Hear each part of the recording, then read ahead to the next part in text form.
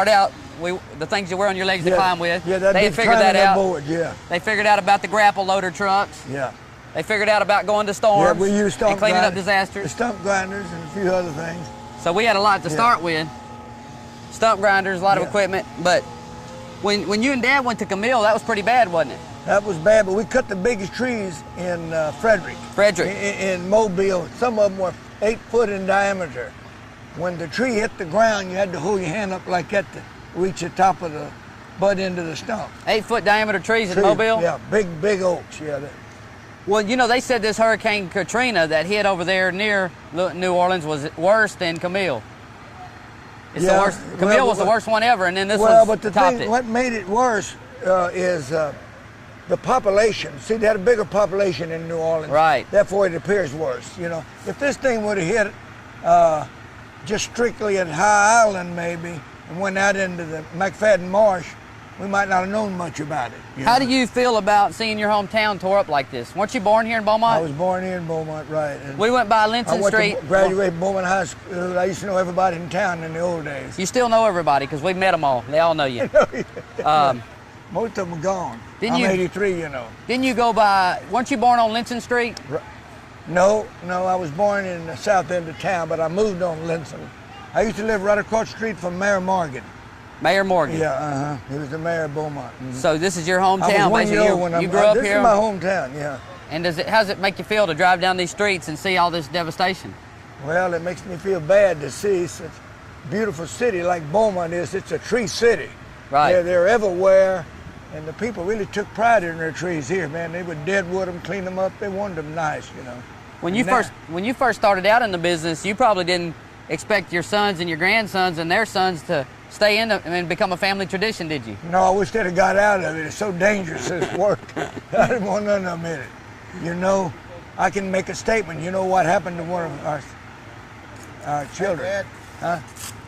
Hey, Junior, how you doing? How you doing? When did you get out here? I got in last night, yeah.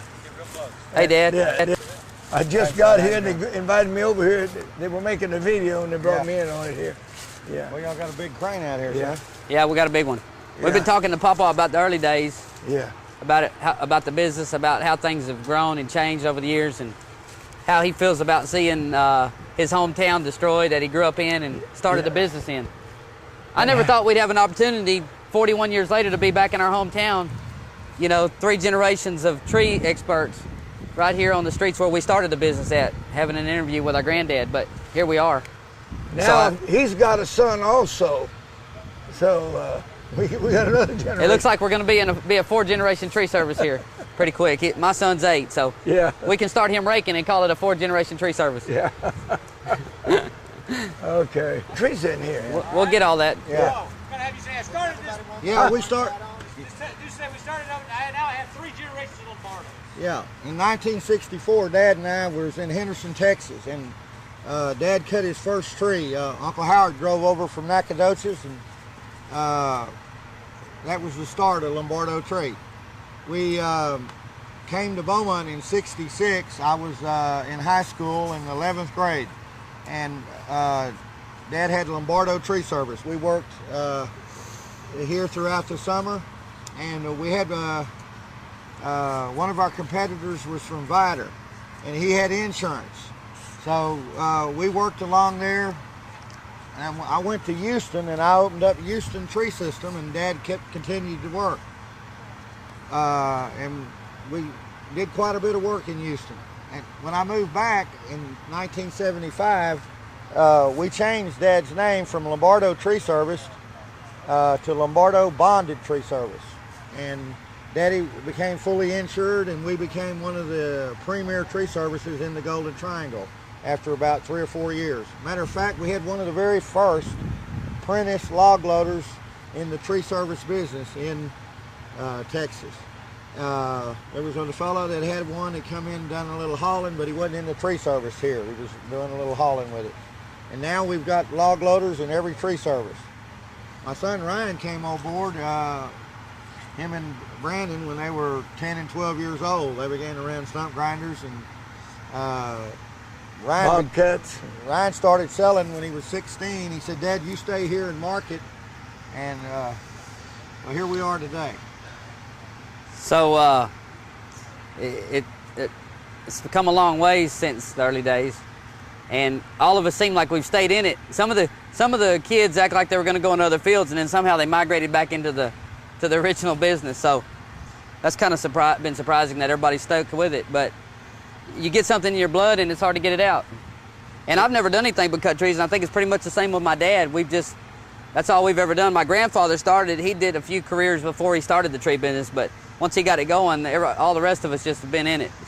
We got into the hurricane part of it, and it became a very interesting profession. There's a lot of challenges into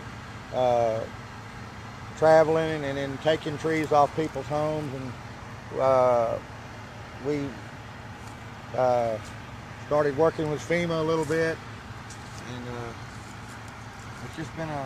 What do you think about this tree they're taking down behind us, Papa? Well, I tell you, there's a lot of skill in trying to do real professional tree work, and I don't want to brag, but like we're doing and have been doing.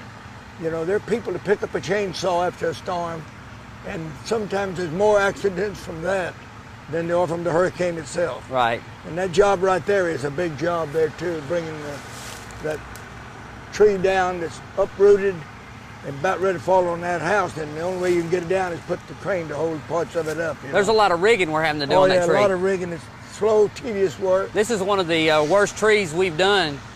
It's really a job that you want to walk off from, because it's so bad. You don't want the liability, but you know, we've never walked off from one, so it's kind of hard for us. We're fully insured now, but still you want to protect your insurance companies.